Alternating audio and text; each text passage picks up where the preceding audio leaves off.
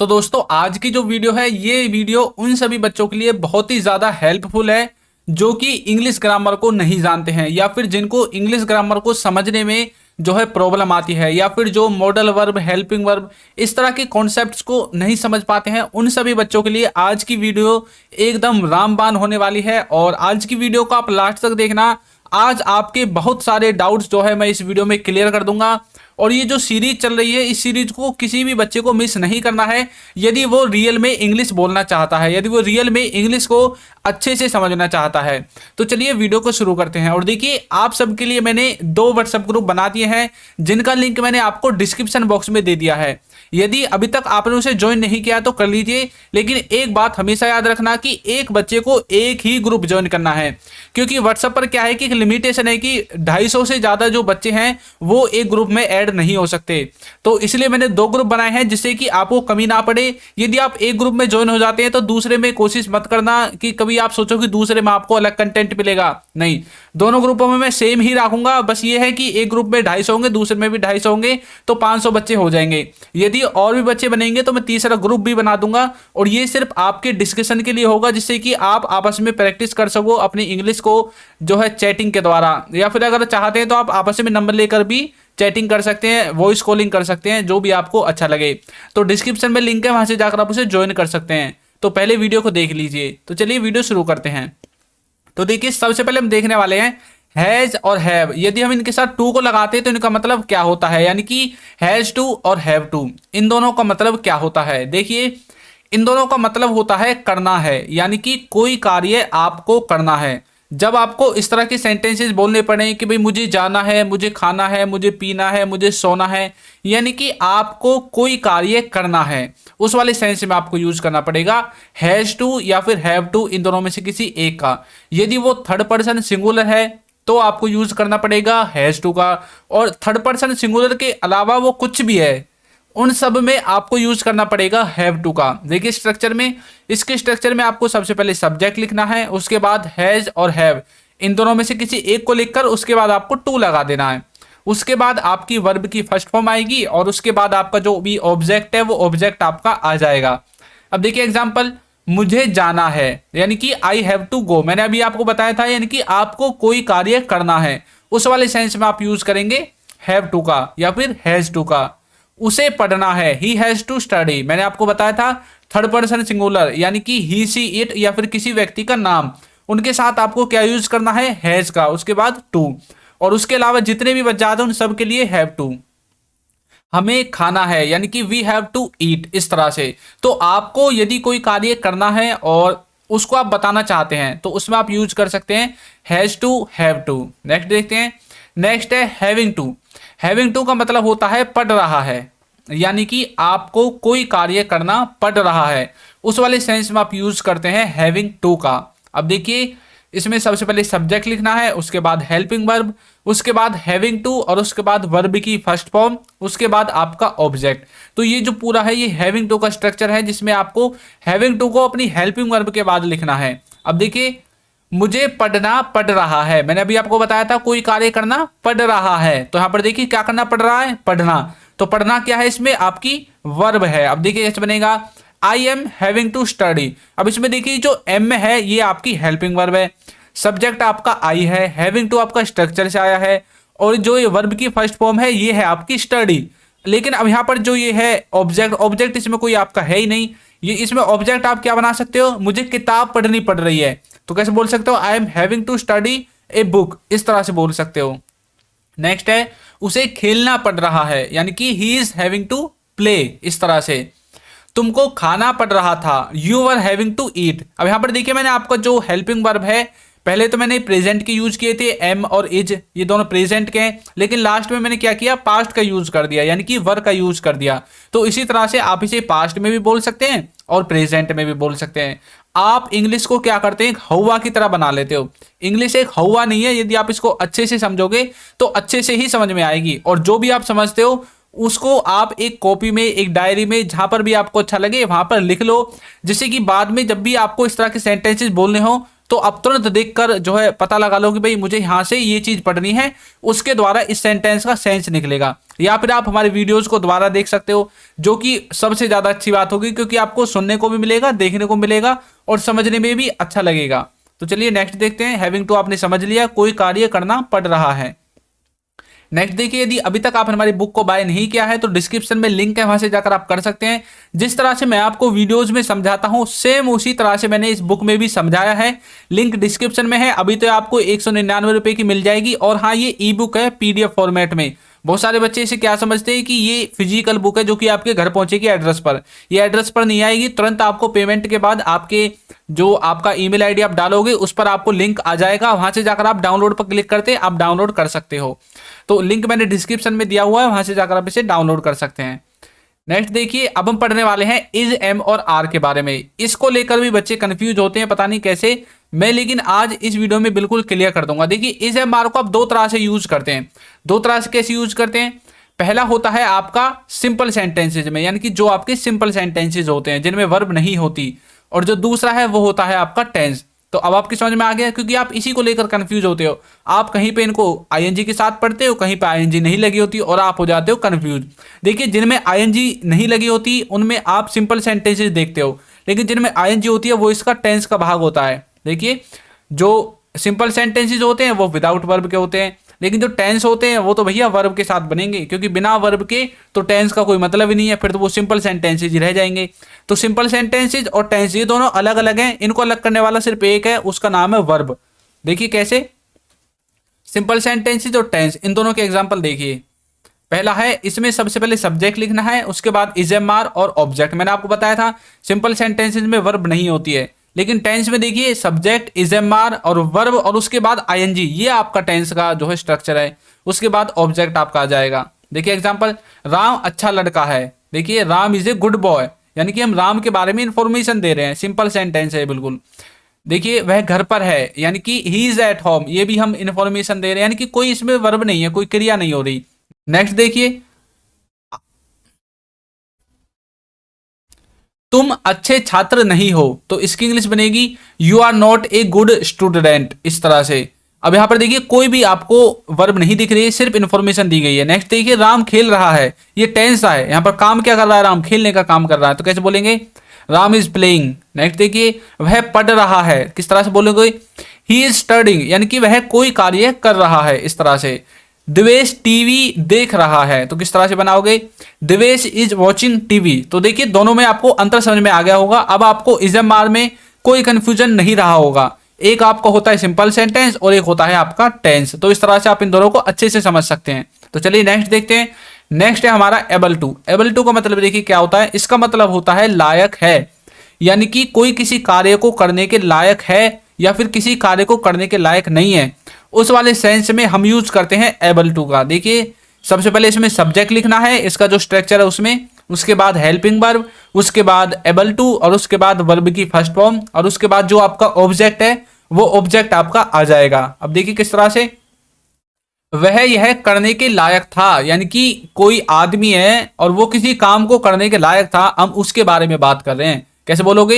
He was able to do this, इस तरह से। अब यहां पर वाज क्या आपकी हेल्पिंग वर्ब है, एबल टू स्ट्रक्चर से आ गया है, और डू आपकी मेन वर्ब है इसमें, और दिस आपका एक तरह से ऑब्जेक्ट है, किसी वस्तु के बारे में हम बात कर रहे हैं। नेक्स्ट देखिए, तुम वहां नहीं जा सकते, यानी कि तुम वहां जाने के लायक नहीं हो, इस तरह से बोल सकते हैं। You are not able to go there. देखिए, हिंदी में कुछ और होता है, इंग्लिश में कुछ और होता है। जरूरी है जो हिंदी में लिखा है वही हम इंग्लिश में बनाएं। यहां पर देखिए, आप सकता वाले सेंस को देखोगे तो आपके हिसाब से तो इसमें कैन आना चाहिए, you can not go there, इस तरह से। लेकिन मैं बताना चाहता हूं कि वो इस कार्य को करने के लायक नहीं है, यानी कि वो वहां जाने के लायक नहीं है, इसलिए मैं बोल रहा हूं भाई तुम नहीं जा सकते। तो इसीलिए आपको इंग्लिश को उसके सेंस से समझना है, ना कि लिखे हुए वर्ड को देखकर। आप जो बोल रहे हो उस सेंस को देखिए। भाई आप कई बार हिंदी में भी तो ऐसा बोलते हो, बोलते कुछ हो उसका सेंस कुछ और होता है, बोलते हो ना ऐसे कई बार। तो इसी तरह से आप इंग्लिश को भी लीजिए ना। इंग्लिश को आप एक ग्रामर की तरह क्यों ले रहे हो? इंग्लिश को आप एक लैंग्वेज की तरह लीजिए, जैसे कि आप डेली लाइफ में हिंदी बोलते हैं, उसी तरह से डेली लाइफ में जो है, जो और देश होते हैं, कंट्री होते हैं, उन सब में क्या बोली जाती है? इंग्लिश बोली जाती है। अब तो इंडिया में भी बहुत सारे लोग इंग्लिश बोलते हैं, इसी तरह से आपको देखना है। नेक्स्ट है, आप वह नहीं कर पाओगे, यानी कि you are not able to do that, यानी कि तुम वह करने के लायक नहीं हो, इसलिए मैं आपसे बोल रहा हूं कि आप नहीं कर पाओगे वो। तुम्हारे अंदर इतनी क्षमता नहीं है कि तुम वह कार्य कर दो। तो इस तरह से आप एबल टू को देख सकते हैं। तो चलिए नेक्स्ट देखते हैं। नेक्स्ट हमारा कैन बी। अब कैन बी क्या भी है? कैन बी का मतलब होता है हो सकते हैं, यानी कि कोई कहीं पर प्रेजेंट में हो सकता है, हो सकते हैं, उस वाले सेंस आएगा। स्ट्रक्चर आपके सामने है। सबसे पहले सब्जेक्ट है, उसके बाद कैन बी है, उसके बाद आपके अदर वर्ड्स हैं, उनको लिख देना है। देखिए किस तरह से, वह घर पर हो सकता है, किस तरह से बोलोगे? He can be at home, इस तरह से। अब देखिए नेक्स्ट, मम्मी रसोई में हो सकती है, mummy can be in kitchen. पापा ऑफिस में हो सकते हैं, पापा कैन बी इन ऑफिस। भाई स्कूल में हो सकता है, brother can be in school. तो इस तरह से भाई दुकान पर हो सकता है, brother can be eight shop. इस तरह से आप कैन बी का यूज कर सकते हैं, कोई कहीं पर हो सकता है उस वाले सेंस में। तो कैन बी आपको अच्छे से समझ में आ गया होगा। अब नेक्स्ट देखते हैं। तो नेक्स्ट देखिए, नेक्स्ट हमारा बीइंग। बीइंग का मतलब होता है कुछ होने के नाते, यानी कि आप ऐसे बोल सकते हो ना कि भाई मैं एक पिता होने के नाते तुम्हें अच्छी शिक्षा दे सकता हूं, या फिर मैं तो एक अध्यापक होने के नाते तुम्हें सिर्फ पढ़ा सकता हूं। ये जो होने के नाते है ना, मैंने अभी बोला, इसको ही आप बीइंग के द्वारा बनाते हैं। देखिए कैसे, सबसे पहले बीइंग लिखना है, उसके बाद आपका सेंटेंस। दोस्त होने के नाते, अब यहां पर कैसे बोलोगे? बीइंग ए फ्रेंड, इस तरह से। नेक्स्ट है भाई होने के नाते ये तुम्हारा फर्ज है, तो किस तरह से बोलोगे? Being a brother this is your duty, यानी कि बड़ा भाई छोटा भाई होने के नाते तुम्हारा यह फर्ज बनता है। तो इस तरह से आप बीइंग का यूज करते हैं कुछ होने के नाते वाले सेंस में। तो बीइंग समझ में आ गया होगा। नेक्स्ट देखते हैं। नेक्स्ट है हमारा अबाउट टू।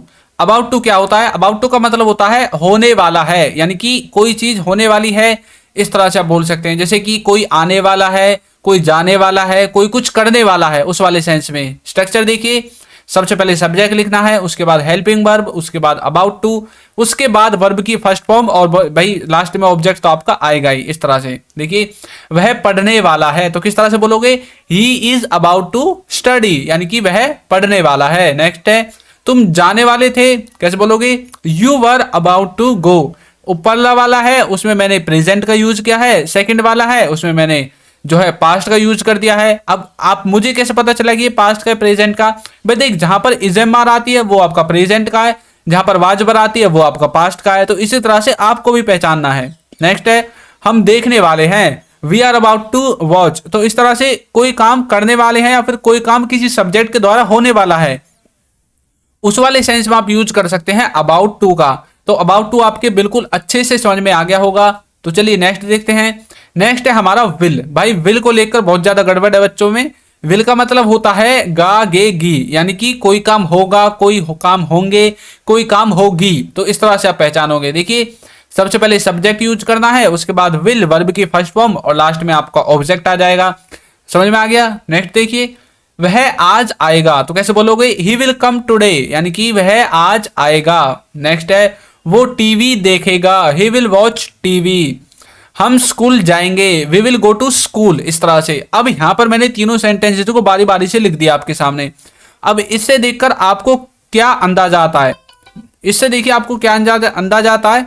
इससे हमें यह पता चलता है कि ये जो कार्य हैं ये अभी होने वाले हैं, अभी हुए नहीं है। देखिए कैसे, वह आज आएगा, आया तो नहीं है ना अभी। वो टीवी देखेगा, उसने देखा तो नहीं है ना टीवी अभी।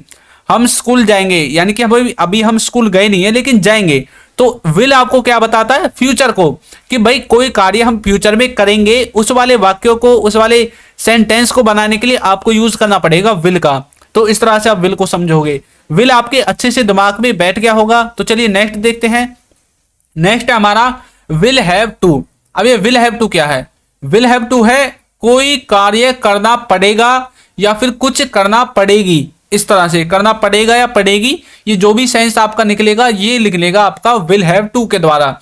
जैसे कि तुम्हें मार खानी पड़ेगी, इस तरह से तुम्हें यह कार्य करना पड़ेगा, तुम्हारी तो पिटाई करनी पड़ेगी। तो यानी कि कोई कार्य करना पड़ेगा, उस वाले सेंस में आप यूज करोगे विल हैव टू का। तो विल हैव टू समझ में आ गया। देखिए किस तरह से, सबसे पहले सब्जेक्ट है, उसके बाद विल हैव टू लिखना है, और उसके बाद वर्ब की फर्स्ट फॉर्म, और लास्ट में आपका जो भी ऑब्जेक्ट है उस ऑब्जेक्ट को आपको लिख देना है। तो विल हैव टू भी अच्छे से समझ में आ गया कि कोई कार्य करना पड़ेगा या फिर कुछ करना पड़ेगी, उस वाले सेंस में आपको विल हैव टू का यूज करना है।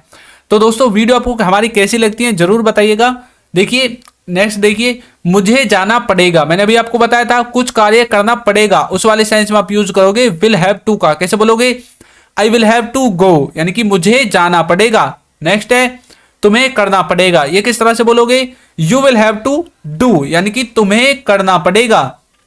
तो कोई कार्य करना पड़ेगा या पड़ेगी, उस वाले सेंस में विल हैव टू। लेकिन यहां पर देखिए ये आपको एक इस तरह से बताता है कि भाई मजबूरी सी आपकी एक दिखा देता है कि भाई ये मेरी मजबूरी है, मुझे तो ये करना पड़ेगा, मेरी मजबूरी है, मुझे तो वहां जाना पड़ेगा, या फिर ये उसकी मजबूरी है कि उसे ये सोचना पड़ेगा।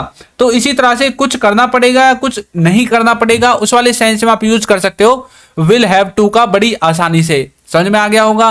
नेक्स्ट है should have to. Should have to का मतलब क्या है? शुड हैव टू का मतलब है करना ही चाहिए। जैसे मैं बोलने लगूं तुम्हें मेरी वीडियो देखनी ही चाहिए, या फिर मैं बोलने लगूं तुम्हें वीडियो देखने के बाद चैनल सब्सक्राइब करना ही चाहिए, तुम्हें खाना खाना ही चाहिए, उसे पढ़ना ही चाहिए। एक तो होता है चाहिए, भाई तुम्हें जाना चाहिए, करना चाहिए, पढ़ना चाहिए। एक होता है करना ही चाहिए, यानी कि हम ही वर्ड को जोड़कर उस वाक्य पर जोड़ लगा देते हैं। भाई ये मजबूरी सी दिखा देता है आपकी मेरी ओर से, तो भाई तुम्हें ये करना ही चाहिए। इस तरह से देखिए स्ट्रक्चर में सबसे पहले सब्जेक्ट है, उसके बाद है शुड हैव टू, उसके बाद है वर्ब की फर्स्ट फॉर्म, और उसके बाद आपका जो ऑब्जेक्ट है वो ऑब्जेक्ट आपका इसमें आ जाएगा। तो इस तरह से शुड हैव टू को समझोगे। देखिए कैसे, उसे जाना ही चाहिए, यानी कि उसे वहां जाना ही चाहिए, ये वाला सेंस निकलेगा। कैसे बनाओगे? He should have to go, ऐसे। नेक्स्ट देखिए, नेक्स्ट है तुम्हें खेलना ही चाहिए, कैसे बोलोगे? You should have to play. Next देखिए, नेक्स्ट है हमारा उसे देखना ही चाहिए, they should have to watch, यानी कि किसी को कुछ करना ही चाहिए, उस वाले सेंस में। तो आज से इस तरह के वाक्यों को आप शुड हैव टू के द्वारा ही बोलोगे।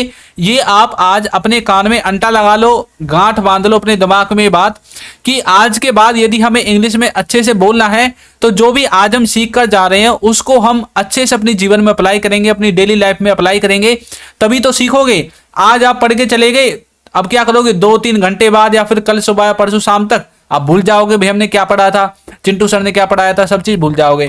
तो इसलिए आपको मैं बोलता हूं बार बार कि इनको लिख लिया करो, या फिर वीडियो को लाइक करके बार बार उसे देख लिया करो। लाइक करने का फायदा होता है, आप जैसे ही लाइक करोगे तो वीडियो आपके लाइक वाले सेक्शन में चली जाएगी, या फिर आप हमारे चैनल के पेज पर जाकर भी इसको देख सकते हो। इंग्लिश विद चिंटू सर्च मारना यूट्यूब पर, वहां पर आपको मिल जाएगा। नेक्स्ट देखिए, नेक्स्ट है हमारा विल बी। विल बी का क्या मतलब होता है? विल बी का मतलब होता है रहा होगा, यानी कि कोई कार्य कर रहा होगा या फिर कुछ कार्य किसी सब्जेक्ट के द्वारा किया जा रहा होगा। यानी कि ये सब चीजें क्या दिखाती हैं? ये को दिखाती हैं, ये आपकी फ्यूचर को दिखाती हैं कि फ्यूचर में कोई कार्य हो रहा होगा किसी सब्जेक्ट के द्वारा। हो सकता है मेरे द्वारा ही हो रहा हो सकता है तुम्हारे द्वारा हो रहा हो।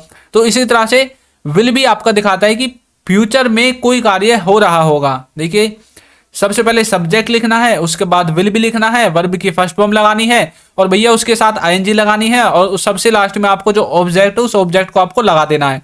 तो इस तरह से इसका पूरा स्ट्रक्चर जो है कंप्लीट है विल बी का। तो चलिए कुछ एग्जांपल्स देखते हैं, जैसे कि वह खेल रहा होगा, कैसे बोलोगे? ही विल बी प्लेइंग, यानी कि वह खेल रहा होगा।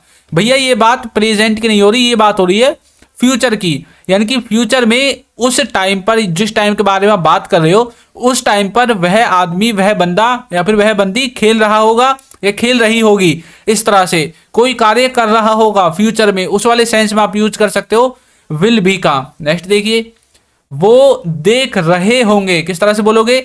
दे विल बी वॉचिंग, इस तरह से, यानी कि कोई कार्य कर रहे होंगे उस वाले सेंस में। तो विल बी भी आपके अच्छे से समझ में आ गया होगा। तो नेक्स्ट देखते हैं, नेक्स्ट है कुड।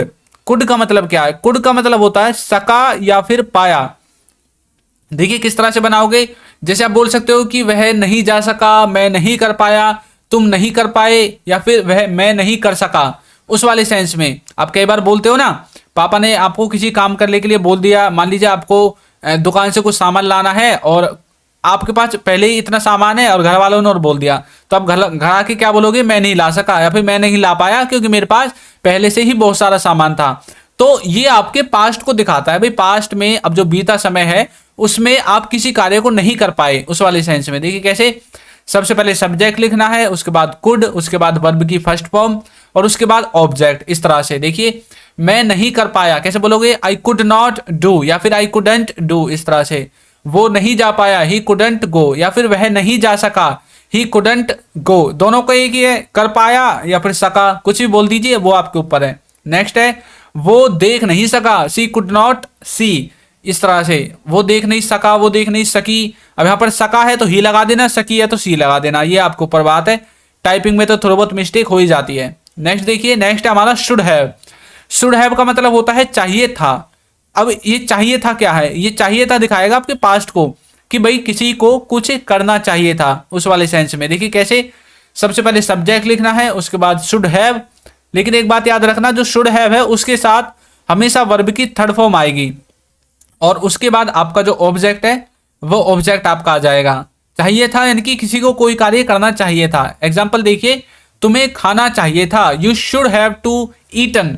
अब यहाँ पर ईट लिखता तो गलत हो जाता, क्योंकि हमें लिखनी है थर्ड फॉर्म, तो इसलिए हमने इसमें लिखा ईटन, यानी कि you should have to eaten, तुम्हें खाना चाहिए था, उसे देखना चाहिए था। He should have to seen, इस तरह से, यानी कि किसी को कुछ करना चाहिए था। हम किसी को सलाह देते हैं ना, भाई तुम्हें वहां जाना चाहिए था, तुम्हें देखना चाहिए था, तुम्हें खाना चाहिए था, तो ये क्या कर रहे हैं, हम सलाह दे रहे हैं, लेकिन उसने किया नहीं, इसलिए हम उसको सलाह दे रहे हैं कि पास्ट में उसने किया नहीं, और हम उसको याद दिला रहे हैं भाई तुम्हें ये कार्य करना चाहिए था। उस वाले सेंस में आपको यूज करना है शुड हैव का। नेक्स्ट है हमें बोलना चाहिए था, we should have to spoken. कई बार ऐसे बोलते हैं ना आप, लड़ाई हो जाती है बाहर, और उस टाइम पर तो आप कुछ बोलते नहीं हो, शर्म इतनी आती है, या फिर आप कुछ मतलब बोलना नहीं चाहते उस टाइम पे, लेकिन घर आकर आप क्या करते हो, अफसोस बनाते हो, भाई मुझे बोलना चाहिए था, उसने मुझसे जो बात बोली है मुझे उसका उल्टा जवाब देना चाहिए था। तो ये जो चाहिए था है, इसी को तो हम बोलते हैं शुड हैव के द्वारा। आपको समझ में आ गया होगा शुड हैव क्या है। तो चलिए नेक्स्ट देखते हैं। नेक्स्ट है हमारा कैन हैव टू। अब भैया कैन हैव टू क्या है, कैन हैव टू है करना पड़ सकता है, यानी कि कोई चीज, ये कोई काम, कुछ भी आपको करना पड़ सकता है प्रेजेंट में, या फिर आप बोल सकते हो नियर फ्यूचर में। देखिए कैसे, स्ट्रक्चर देख लेते हैं। सबसे पहले सब्जेक्ट लिखना है, कैन हैव टू लिखना है, उसके बाद वर्ब की फर्स्ट फॉर्म है और ऑब्जेक्ट है। अब देखो, उसे जाना पड़ सकता है, he can have to go. भाई अगर फोन आ गया तो तुम्हें जाना पड़ सकता है, यानी कि he can have to go, you can have to go, we can have to go, हमें जाना पड़ सकता है, तुम्हें जाना पड़ सकता है, उसे जाना पड़ सकता है, इस तरह से। नेक्स्ट है तुम्हें पढ़ना पड़ सकता है। आवारागर्दी में घूमते हो, अगर मतलब तुम फेल हो गए तो तुम्हें दोबारा पढ़ना पड़ सकता है, you can have to study, इस तरह से। उन्हें सोचना पड़ सकता है, कैसे बोलोगे, they can have to think, इस तरह से, यानी कि उन्हें सोचना पड़ सकता है, they can have to think, इस तरह से आप बोलोगे कैन हैव टू को, यानी कि कोई कार्य किसी को, सब्जेक्ट को करना पड़ सकता है, उस वाले सेंस में। अब भैया आ गया है आपका वाज और वर्ब। इसके बारे में देखिए कैसे बनाएंगे। इनको भी आपको दो भागों में बांटना है, एक है सिंपल सेंटेंसेस, दूसरा है टेंस, जैसे कि आपने इस जमार को बांटा था। अब देखिए, एक में आपको विदाउट वर्ब यूज करना है और एक में विद वर्ब, यानी कि वर्ब के साथ। Simple sentences without verb, tense में वर्ब के साथ वाज वर्ब को बांटेंगे। देखिए एग्जाम्पल दोनों के अलग अलग पहले स्ट्रक्चर देख लेते हैं। सिंपल सेंटेंसेज में मैंने आपको बताया था वर्ब नहीं होती है तो सब्जेक्ट, उसके बाद वाज वर्ब, सीधा ऑब्जेक्ट आ जाएगा। टेंस में आपकी वर्ब होती है तो वाज वर्ब के बाद वर्ब लगेगी और आईएनजी लगेगी और लास्ट में ऑब्जेक्ट, सबसे पहले जो है सब्जेक्ट आ जाएगा। देखिए एग्जांपल, राम अच्छा लड़का था। हम पास्ट की बात कर रहे हैं ना, वाज वर्ब कहां पर यूज होता है, पास्ट में। कैसे बोलोगे, Ram was a good boy, Ram एक अच्छा लड़का था। वह घर पर था, कैसे बोलोगे, ही वाज एट होम, ऐसे।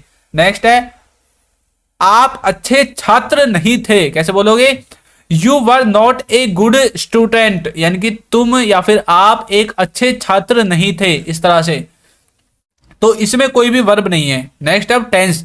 टेंस में देखिए, राम खेल रहा था, यहां पर क्या है, था, क्या था, खेल रहा था, तो कैसे बोलोगे, राम वाज प्लेइंग, ऐसे। नेक्स्ट है, वह पढ़ रहा था, ही वाज स्टडिंग, तो पढ़ने की इंग्लिश क्या होती है, स्टडी। अब क्या कर रहा था, पास्ट में पढ़ रहा था, तो ही वाज स्टडिंग, इस तरह से बोलोगे।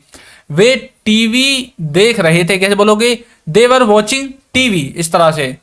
तो आपको वाज वर्ब समझ में आ गया होगा। तो चलिए नेक्स्ट देखते हैं। नेक्स्ट है गोइंग टू। भैया गोइंग टू का मतलब होता है जा रही है, जा रहा है, यानी कि कोई किसी कार्य को करने जा रहा है। जैसे कि मैं दूसरी वीडियो अपलोड करने जा रहा हूं, मैं कब लाइव आने जा रहा हूं। अब यहां पर देखिए, मैंने बोला मैं कल लाइव आने जा रहा हूं, ऐसा तो नहीं है कि मैं उठकर जाऊंगा तब आकर लाइव आऊंगा, नहीं, लेकिन मैं कोई कार्य करने जा रहा हूं, उस वाले सेंस को आपको यूज करना है गोइंग टू का। जैसे मैंने अभी बोला मैं लाइव होने जा रहा हूं कल। अब इसका मतलब क्या है, इसका मतलब है कि भाई मैं कल आने वाले समय में लाइव होऊंगा, मैं ये बोलना चाहता हूं साफ साफ।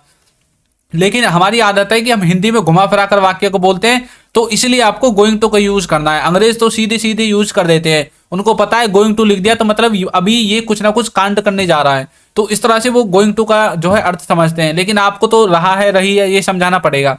तो गोइंग टू का मतलब है कोई कार्य करने जा रहा है। मैं कार खरीदने जा रहा हूं। अभी मैं ऐसा तो नहीं है अभी मैंने झोला ले लिया हाथ में और पैसा भर के झोला में चल दिया मैं कार खरीदने, ऐसा तो कुछ नहीं है। इसका मतलब है कि भाई मैंने प्लानिंग कर ली है, मतलब अपने घर वालों को, दोस्तों को बता रहा हूँ कि भाई मैं कार खरीदने जा रहा हूँ। अब आप बताओ मुझे कार खरीदनी चाहिए, नहीं खरीदनी चाहिए, या फिर ये कार अच्छी रहेगी या वो कार अच्छी रहेगी। इस तरह से आप गोइंग टू का यूज करोगे। देखिए सबसे पहले लिखना है सब्जेक्ट, उसके बाद हेल्पिंग वर्ब, उसके बाद गोइंग टू और वर्ब की फर्स्ट फॉर्म आ जाएगी और ऑब्जेक्ट आ जाएगा। इस तरह से आपका स्ट्रक्चर कंप्लीट है। अब देखिए एग्जांपल, मैं पढ़ने जा रहा हूं, I am going to study. इस तरह से वह कार खरीदने जा रहा है, कैसे बोलोगे, he is going to buy a car. इस तरह से नेक्स्ट है मैं खाना खाने जा रहा हूं, आई एम गोइंग टू ईट।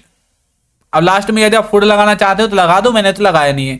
तो इस तरह से कोई कार्य करने जा रहे हैं तो उसमें आप यूज करोगे गोइंग टू का। तो आज की वीडियो में आपने बहुत सारी चीजें ऐसी सीखी हैं जो आपने अब तक नहीं सीखी होंगी, और यदि सीखी भी होंगी तो इतने अच्छे तरीके से नहीं सीखी होंगी। स्ट्रक्चर भी है, उसका सेंस भी है, फिर एग्जाम्पल भी है, किस तरह से बनाना है ये भी बताया गया है, डेली लाइफ में किस तरह से यूज करोगे ये भी बताया गया है। तो आपको हमारी वीडियो कैसी लगी है जरूर बताइएगा, और यदि आप चैनल पर नए हैं तो चैनल को सब्सक्राइब करना तो भैया बिल्कुल भूले ही ना, इसके बिना तो मतलब जीना हराम हो जाएगा। और यदि अभी तक आपने एक अच्छा सा कमेंट हमें नहीं किया है तो कमेंट कर दीजिए, और ग्रुप में ज्वाइन नहीं हुए तो ग्रुप में भी ज्वाइन हो जाइए। तो आज की वीडियो में इतना ही, मिलते हैं नेक्स्ट वीडियो में, तब तक के लिए थैंक यू।